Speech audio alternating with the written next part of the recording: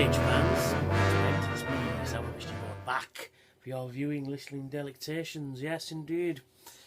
This week we're doing issue number 57 of Star Trek: The Official Starships Collection. This time around, the Romulan Bird-of-Prey. Yes, indeed, the Romulan Bird-of-Prey. Yes, there's the ship. There's the model. There's the ship. There's the magazine. There we go. I've forgotten how to talk. So, we'll get cracking on, because this is take 2, because my camera decided to die suddenly. So, Romulan Bird-of-Prey, specifications. Operated by the Star Empire, Romulan Star Empire, in service 23rd century, length 31 metres approximately. Defence, cloaking device, weaponry, plasma-based torpedoes. And we've got a beautiful CG render of the ship itself. One from the front, but the front's a bit lacking because it's cutting the nacelles off. It's a bit weird where they've gone with that. I'd have gone displaying the Bird-of-Prey motif, but that's just me. Then it goes into the history of the ship itself. The Romulan Bird-of-Prey had a single hull design with forward swept wings at the ends, which were nacelle-like structures. Its appearance is not dissimilar to that of Starfleet ships. In the main section was a saucer-shaped. Although it did feature a stabilising fin at the rear. Then we go into various episodes of where it appeared. Most notably, most famously, is Balance of Terror. It does show up in Deadly Years and the Enterprise incident. Now, these are all taken from the remastered original series. But the ship itself isn't, and I'll get onto that in a moment. Then we've got the tech specs. Now, again, they've chosen the top view rather than the underside, which is, quite frankly, the better part of it. And we've got. There's been some debate as to whether the Romulan Bird-of-Prey in the 23rd century was capable of faster than light speeds, because Scotty commented on its power was a simple impulse. It seemed highly unlikely that it was not capable of warp speed, given the fact that Romulan ships a century earlier were capable of such speeds. Scotty may have just been referring to the Bird-of-Prey as power generator rather than its propulsion system. He also may have meant that the Romulan ship was only capable of impulse speeds when it was cloaked. Apart from the Romulans, the other races known to use plasma torpedoes have been the Kazon and the Cardassians. Romulan flagship. Leader of the Romulan Star Empire is none other Praetor, according to DCS, member of the crew of the Bird-of-Prey, used to attack Earth's outpost in 2266, was the Praetor's finest and proudest flagship. The Treaty of Algernon was placed according to the Treaty of Algernon, a peace accord signed by the Federation and the Romulans in 2311, reinforced and redefined the neutral zone. It also expressly forbade Starfleet from attempting to develop its own use of cloaking technology. And then we've got Star Trek designs of Hua Ming Chang, and I really hope I'm saying that correctly. He designed the Romulan Bird-of-Prey, he designed the tricorder, he designed, you can see it being filmed there, which is pretty cool. He also designed the Gorn, the puppet Balok, Tribbles, and you name it, he designed it, basically. Then we've got Romulan Star Empire before the Tomed incident, and then it goes into the brief history of the Romulans before the Tomed incident. I've just said that, why did I fucking say it again? Because Romulans have got this ability of total isolation for a few years. Yeah, it's all over the place today. Because in Next Generation, the Romulans haven't been seen for something like 70 odd years, and then due to potential incursions by the Borg, the Romulans thought that the Federation was behind the loss of outposts along the neutral zone. Turns out it was the Borg. Well, at least speculated that it might be the Borg. And then they showed them that they've got new toys too.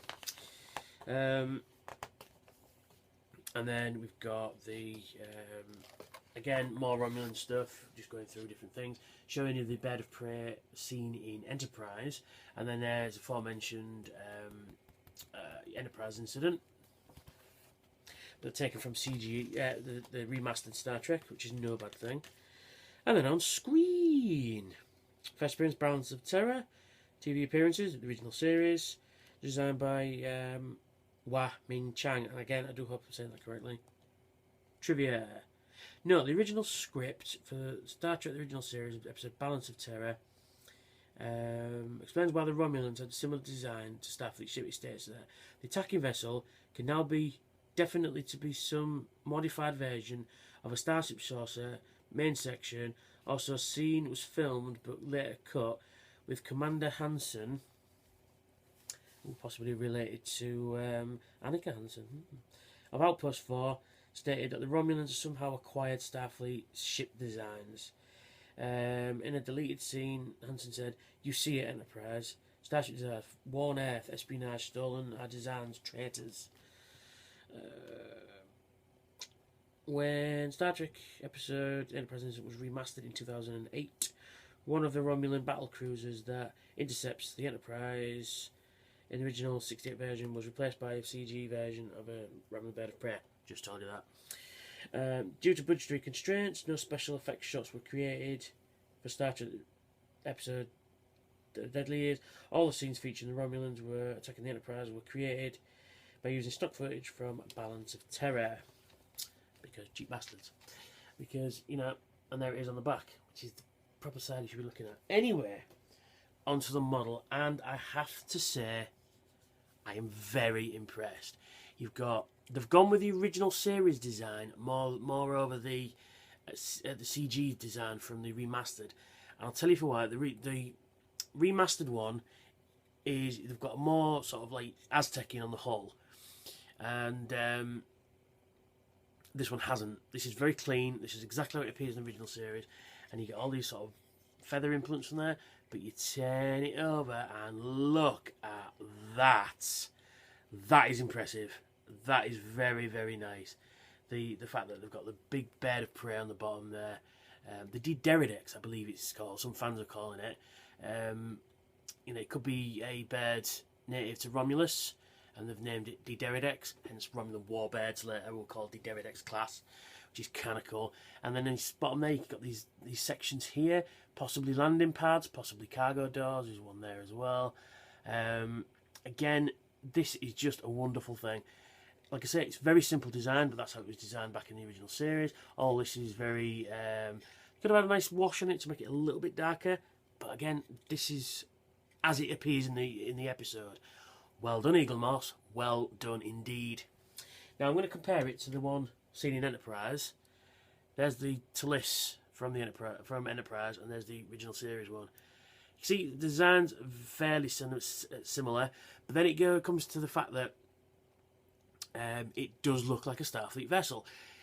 You know, the round saucer, the straight round nacelles. It could have possibly been, you know, stolen technology. So what they've done is they've built one of their own ships. You know, built one of these using Starfleet designs. But it's you know, it's deleted scene. It's not in the episode, so it doesn't really count. But yeah, you can see the difference between, you know, sort of modern era designs and 60s design. This is just basically a rocket ship, but I love it. I think it's fantastic. And I love the Bird-of-Prey on the bottom. That is beautiful. That is absolutely fantastic. Now, is some interesting trivia for you. Although the ship is never given a name in the episode, Star Trek the CCG, the customizable card game, when they brought out the original series expansion, they gave it a name, and the name was Galgathon, which I believe is... I should have had this ready. The Galgathon was a famous mountain range in the southern hemisphere of Romulus, where rivers of fire spew over enormous cliff faces. Many Romulan families travel to this part of the world to see the enchanting spray as the sun rises over the horizon, the Defector. So yeah, it was named after a mountain range on Romulus, which is pretty cool. I like the name Galgathon. It's kind of cool. Also, as well, the commander is only referred to as a Romulan commander. Again, in the CCG, I'll put these cards in so you can see them. It was given a name Krace, which is kind of cool. Kiras, sorry, Kiras. And the female Romulan commander from the Enterprise incident, was named Sharvanek, which is a really cool name. But anyway, yeah, back onto the ship. I'm just diverting there. Diverting? No, fucking hell, Tone. Fucking learn to speak before you do these things. Digressing. There we go. Segued. Yeah, but I think this is one of the best I've done in a long time. I think this is just fan-fucking-tastic. It does have moulding issues here, but I can let that go because I'm not looking at the top. I'm looking at this bit. This is fucking amazing. On the back section as well, we've got the little tiny little impulse engines there, which is cool. You can see it's very much like a, like a rocket ship. And no bad thing. But yeah, compared to this one, I like them both, but I think this one just wins out because I've got a special attachment to the original series, and it's just, just cool, just fucking cool, But they're both cool. I like this one as well. And it comes with its stand, and it says, what's it say? Romulan Bird-of-Prey 2266, and it connects to the stand thusly. There's a little split in the connector there, and it connects over the fin at the back, so it's really nicely secure. Very nice, very cool. Anyway, that's me. That's this video. That's the Bird of Prey, and I'll catch you all later. Bye for now.